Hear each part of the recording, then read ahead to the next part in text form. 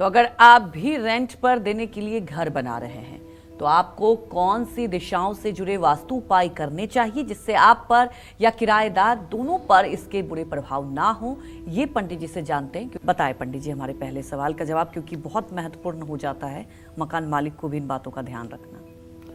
देखिए, पहली बात तो मैं अपने दर्शकों को ये समझाना चाहता हूँ, बताना चाहता हूँ कि वास्तु माने होता क्या है। वास्तु का मतलब है प्रकृति के अनुरूप व्यवस्था। जो हमारी प्रकृति है इसके अनुरूप व्यवस्था जो होती है वो वास्तु संगत कहलाती है। उसके विपरीत जो व्यवस्था होती है वो वही वास्तु दोष कहलाता है। अब प्रकृति की क्या व्यवस्था है आप देखिए। पूरे हिंदुस्तान में अगर नर्मदा जी को छोड़ दिया जाए तो सारी नदियां पश्चिम से पूरब की तरफ या दक्षिण से उत्तर की तरफ बहती हैं। आप पूरे भारत की नदियों का मूल्यांकन कर लीजिए एक नर्मदा जी को छोड़ करके। बाकी सारी नदियां पश्चिम से पूरब की तरफ बहती हैं या दक्षिण से उत्तर की तरफ बहती हैं। दूसरी बात, सूर्योदय हर समय पूरब या गर्मी के महीने में पूरब उत्तर के कोने में ही होता है। तीसरी बात, अगर आधुनिक बात की जाए तो आप जब रेलवे का रिजर्वेशन कराते होंगे तो उसमें गाड़ियों के नंबर में अप और डाउन लिखा होता है। अप और डाउन लिखा होता है। अप मतलब वो गाड़ी पश्चिम की दिशा में जा रही है या दक्षिण की दिशा में जा रही है तो वहां अप लिखा रहेगा। और अगर वो पूरब की दिशा में जा रही है या उत्तर की दिशा में जा रही है तो डाउन लिखा रहेगा। जैसे अगर आप वैष्णो देवी में गए हैं तो वहां आपको कई जगह ऐसे बोर्ड मिलेंगे कि समुद्र तल से इतनी ऊंचाई पर आप हैं। जहां की भी ऊंचाई बताई जाती है वो समुद्र तल से ऊंचाई बताई जाती है कि आप इस समय समुद्र तल से इतने ऊंचाई पर हैं।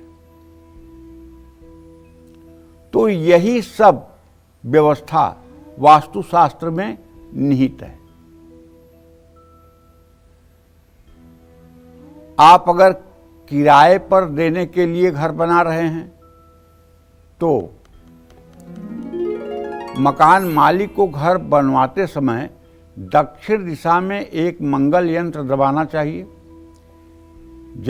जमीन से यंत्र कम से कम 1.25 फीट नीचे दबाना चाहिए।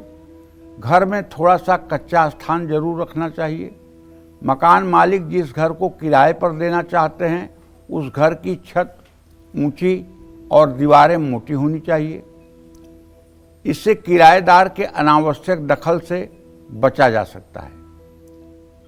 एक ही मकान में किराएदार और मकान मालिक दोनों साथ में रहने वाले हैं तो उत्तर पश्चिम दिशा में किराएदार को रहने के लिए जगह देनी चाहिए। इस दिशा को चंद्रमा का स्थान माना जाता है जो सुख शांति देता है।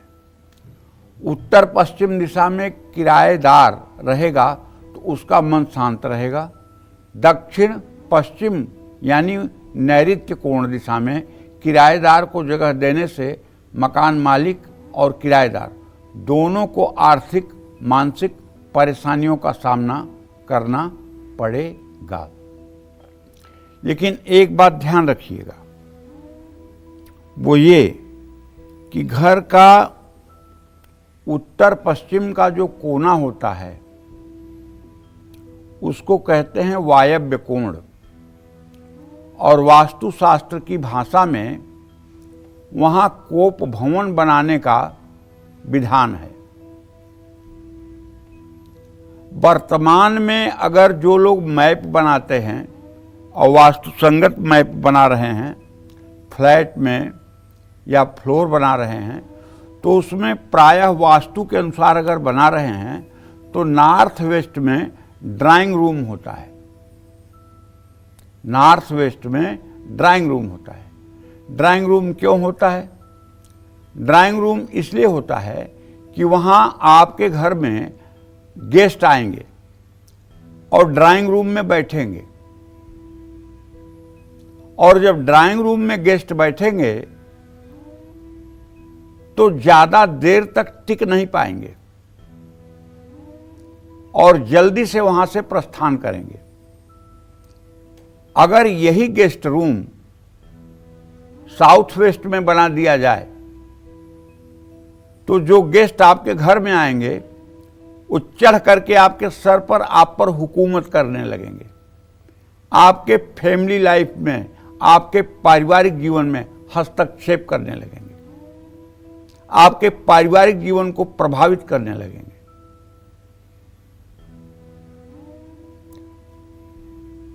नॉर्थ ईस्ट का जो वायव्य कोण है इसको रुदन कोण भी कहते हैं, कोप भवन भी कहते हैं। महाराज दशरथ के महल में जो उत्तर पश्चिम में कमरा था उसका ही नाम था कोप भवन।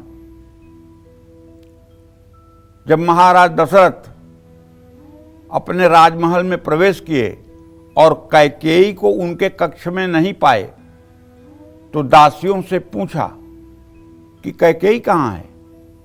तो दासियों ने बताया कि महाराज जी आज वो कोप भवन में है।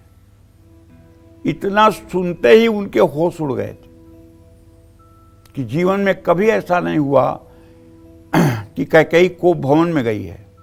अगर कोप भवन में गई है तो इसका मतलब कुछ अनिष्ट होने वाला है, और जो अनिष्ट हुआ उसको पूरी दुनिया जानती है।